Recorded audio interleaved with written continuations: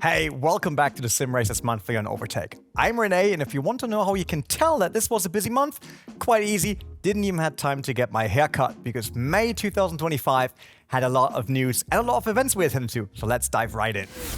Things have been quiet around Assetto Corsa EVO since its February content drop, but Cura Simulazioni were certainly hard at work on their early access title. To start off May, the Italian studio announced that the big version 0.2 update will be deployed on May 7th, including 7 new cars and 2 new tracks. While the new content was a nice addition, it was the new open mode that took center stage with the update.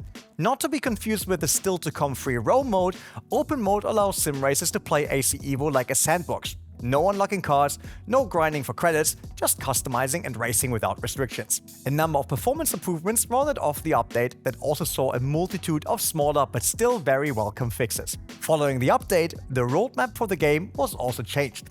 Free roam is no longer on it with a summer release time, instead having moved to the final early access release before the full launch. The latter also doesn't have a time frame anymore. Initially, fall 2025 was the goal, but following the difficult early access launch, Kudos managing director Marco Mazzuruto stated, "We've removed fall 2025 as the expected release window for version 1.0 from our roadmap. This is because we're currently assessing whether the major changes already implemented, along with the ambitious updates still to come, will allow us to stay within that time frame." May was also the month of the F1 25 release. But first, more teasers, details and insight emerged following the first gameplay trailer published on April 30th. Not only did we learn the initial driver ratings of the game, but also that a number of playable scenarios based on the upcoming F1 movie starring Brad Pitt would release on June 30th. Finally, a few days before release, the first 2 chapters of the returning Breaking Point story mode showed the start of what the fictional Connorsport team would experience in this alternate 2024 season. Once the game was actually released, we found it to be an evolution of F1 24 that is a bit more understeery than its predecessor, but generally enjoyable. Key features of F1 25 include the revamped My Team mode that took a page out of F1 Manager's book, the addition of 5 LiDAR scanned tracks, and 3 circuits that are available to race in reverse direction. Following the positive news of Pimax investing in motorsport games that emerged in April, Le Mans Ultimate had to ask sim racers for patience. The big update scheduled for May that includes the rest of the 2024 content as well as online driver swap was postponed to June 10th, race week of the 2025 Le Mans 24 Hours.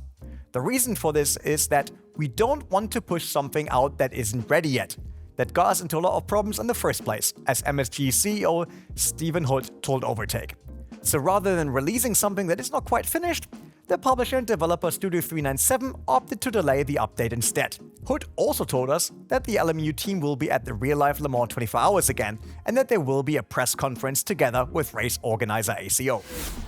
Another early access title that many racing game fans are looking forward to is Wreckfest 2. The second installment of the popular Crash racing game received its first big update on May 13th, introducing new content but also plenty of optimization measures and quality of life improvements. This was in line with the roadmap published by developer Bugbear alongside the early access release on March 20th. Unfortunately, it is not quite clear when the next step will be taken, as the next point on the roadmap reads, "Tell us what's next." So make sure to let Bugbear know. The full release also does not have a date yet, but will feature career and multiplayer modes with progression, cars that can be customized both performance-wise and visually, plus modding support. And if you like what we're doing here on OverTake and want to support us, you can do so with just a few clicks. The like and subscribe buttons as well as the notification bell would really appreciate some love. That said, let's go back to the video. After its Rise of the Scorpion demo and the delayed release date, JDM Japanese Drift Master finally launched on May 21st. The Japanese open-world racing title by Polish studio Gaming Factory was an instant hit, not just with the OverTake team, but also among racing game fans. A concurrent player peak of more than 3,200 indicates a strong start for an indie game. JDM feels like a throwback to the Need for Speed Underground 2 days, only set in a fictional prefecture in Japan, and with more focus on drifting, naturally. Its free roam map is a standout, as it not only looks great, but also lends itself well to drifting and racing the 27 cars that are on board at launch, the majority being licensed models from Nissan, Honda, Mazda and Subaru. We will certainly keep an eye on it as the game evolves. Can you believe that the United States do not have a big on-site sim racing event like Sim Formula Europe yet? Neither could we, so we are excited to be the official media partner for Sim Gaming Expo. The event will take place from September 5th to 7th at the Schaumburg Renaissance Convention Center in Chicago, and not just feature sim racing, but rather all simulation genres imaginable. Its roots are undeniably in sim racing, however. Organizer Jorge Ansaldo grew up an IndyCar fan, later found his way to iRacing, hosted his own high-profile league in the Lionheart Racing Series, and eventually wanted to give the North American community its own event. Tickets are already available. Check back with OverTake for more news, possible ticket discounts. Speaking of other sims, RoadCraft doesn't fit our usual bill, but the construction-focused co-op game still struck a chord with us. We already tried the title back in February, but the full version that released on May 20th brought back the chaos construction crew of Michael, Connor, Chris, and myself. While we are certainly no experts, the game is still great fun at slower pace, but still based on driving. Just don't let us pave any roads if you're looking for a smooth ride. If it wasn't quite clear that Nacon is looking to put a lot of eggs in the racing basket before, May certainly changed this. The French publisher and hardware manufacturer first announced the return of arcade racer Gear.Club Unlimited for its third installment, then announced that the console version of Rennsport is set to launch in September with them as publisher. There was more though. While visiting Big Ben Week, we also got the chance to have another hands-on session with the upcoming Endurance Motorsport Series and its unique concept of teaming up a driver and an engineer who need to rely on each other to make the most of a race. The biggest Nacon news by far, however, did not concern circuit racing. After it emerged in late April that EA Sports WC would see no further development and the license would not be renewed by EA, speculation on who would take over started immediately. And it turned out to be Nacon, as was confirmed on May 26th. The publisher had the official World Rally Championship game under its umbrella between 2015 and 2022 already, but now aims to tackle it again with a fresh concept that is supposed to be a full reimagined project, according to Nacon CEO Alan Falk. The sim racing community does not seem to be as enthusiastic about this, with reactions being mostly negative.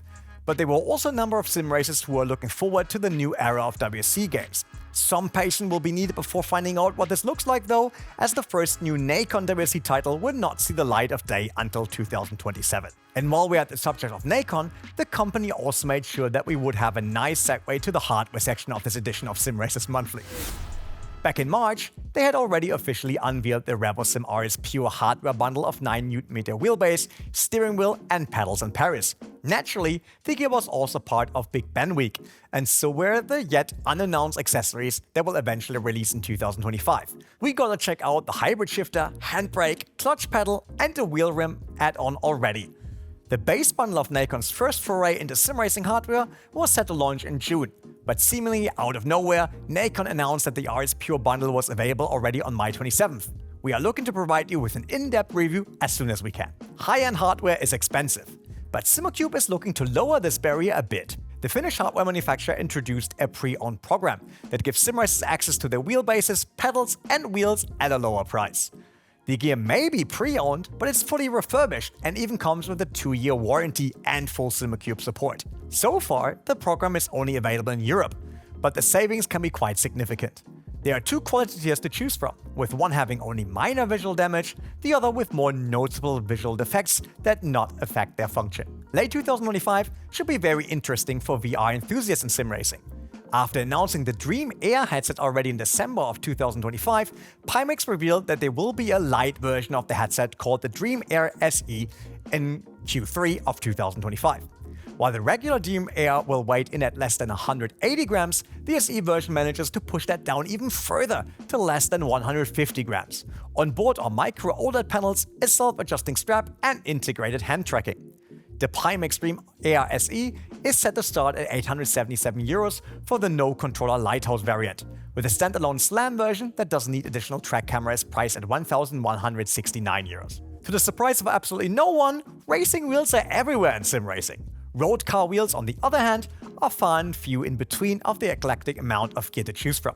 MOZA Racing and Lamborghini bucketed that trend. At DreamHack Dallas, they revealed the Lamborghini Revuelto sim racing wheel, and as we were on ground in Dallas to support Lamborghini's presence at the event, we even got first hand-on impressions of the wheel. While it's slightly smaller than its real-life counterpart, it features plenty of buttons and switches, as well as clutch pedals that even the real car does not have. And that wraps it up. As you can see, May was plenty busy. Can June match that? We'll find out in a month's time. Until then, thank you for watching this latest edition of Sim Racer Monthly, and see you next time.